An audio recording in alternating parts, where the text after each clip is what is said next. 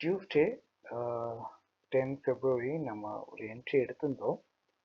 So day before நமக்கு தெரியும் 26,000 வந்துட்டு ஒரு ஸ்ட்ராங் ரெசிஸ்டன்ஸாக ஆக்ட் ஆகிட்டு இருக்கு அப்படின்னு சொல்லிட்டு எக்ஸாக்டாக மார்க்கெட் அது வரைக்கும் ஃபுல்லாக ஒரு செட்டப் ஒரு ரேலி கொடுத்ததுக்கப்புறம் எக்ஸாக்டாக நம்ம ஒரு 1 o'clock வந்து பார்த்தீங்கன்னா பியரிஷ் என்று நம்ம ட்ரை பண்ணியிருந்தோம்.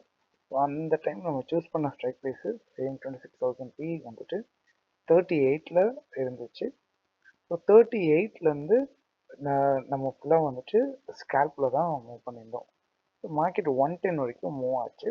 நம்ம அந்த ஹையர் எண்டில் மார்க்கெட் ரிட்டர்ன் ஆகிற இடத்துல எக்ஸிட் ஆகிட்டோம். ஸோ எக்ஸாக்டாக 70+ பாயிண்ட்டு நமக்கு டியூஸ்டே மட்டும் நம்மளோட ப்ராஃபிட்டு.